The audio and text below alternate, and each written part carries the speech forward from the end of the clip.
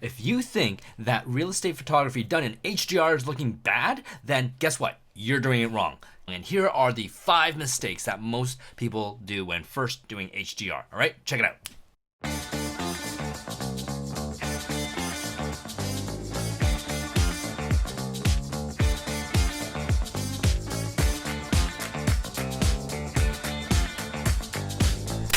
I've got 5 raw files in Lightroom. I'm going to be using HDR Soft's PHOTOMATIX 7 to do this demonstration. The first thing, I'm going to look at all of my raw files. This is straight out of camera. If I take all these and make them into a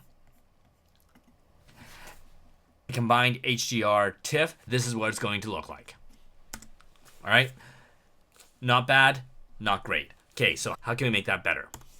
Trick number 1, people often put all their raw files straight into HDR without doing any processing beforehand. So you're gonna get a very high contrasty looking image like this. To fix that, simply go into your raw file first and pull down your contrast 100%. Let's try it now. I'm gonna take that and I'm going to sync all my settings there. And now let's create an HDR image with that.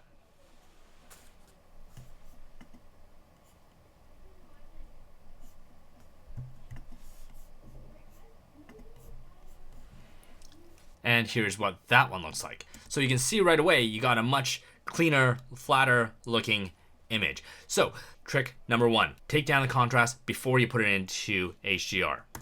The second issue that people complain about is the color. So when you're in your raw, let's color balance this to where it needs to be. Personally, I like it around here, but you'll notice that we got a lot of the oranges and the yellows. There's a lot of color contamination here. So first thing that I can do is change my color temperature to fix all that. There's a certain part where before it turns blue, that anywhere that the sunlight is hitting is going to be perfectly color calibrated. And that is roughly where I want to be. And from here, inside with all the orange, I can go down to my hue, saturation, and luminance.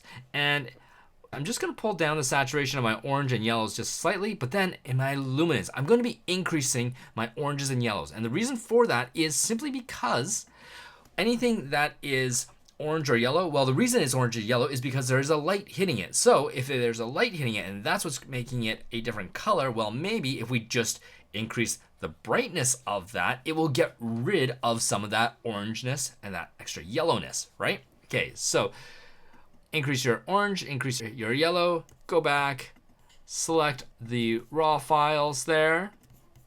And again, I'm gonna sync all that information.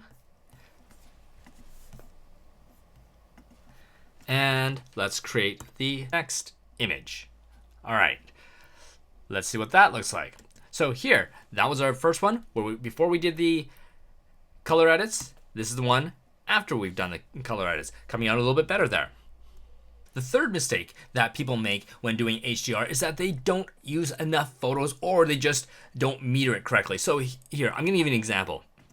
Here is one set where we're just gonna be using 3 images, one stop apart, and they are using the darkest images. So your -2, -1, and then your 0. And when you do that, this is the resulting image. Conversely, if you were to do it the other way around, where you've now taken images that are too bright, this is the image that you're going to come up with, where it is overly too bright. So that's mistake number 3, not getting enough images and metering it incorrectly. Okay, so you got to meter it right, you got to get enough images. Typically what I recommend doing is at least getting 3 images but making it -2, 0, +2, or get 5 images where it goes -2, -1, 0, +1, +2. Okay, so at least get that 5 stop range at a minimum.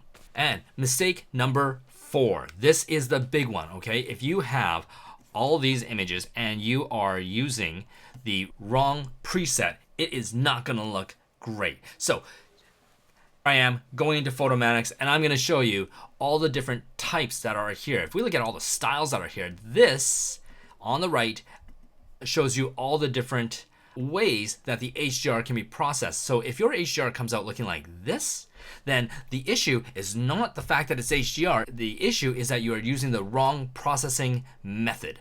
HDR, simply computational. It takes data in, puts something out. That computation can change drastically from preset to preset. And PHOTOMATIX comes with a whole ton of different presets here. So what I like to do is go into the styles. I like to go into real estate and then just choose one from in here. And you'll notice that all of a sudden, these look a whole lot better than, say, the artistic ones that look like that. Okay, so choose the one that looks best for the look that you're looking for. This natural one, I think it looks great. And lastly, number 5. This is the most critical portion of why HDR real estate photography doesn't look good for most people, is that you haven't color corrected it properly. Check this out. I'm gonna take that last image that we did using interiors natural.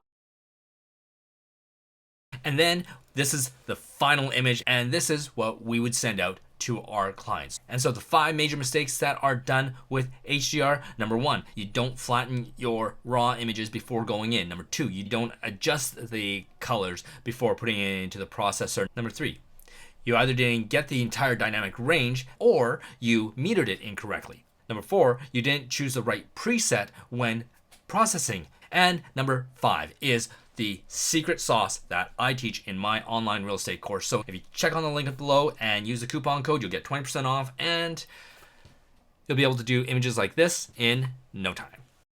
Thanks for watching. If you have any comments, questions, put them below, and be sure to click on like, subscribe, and click on that little bell to be notified every time we put up new content.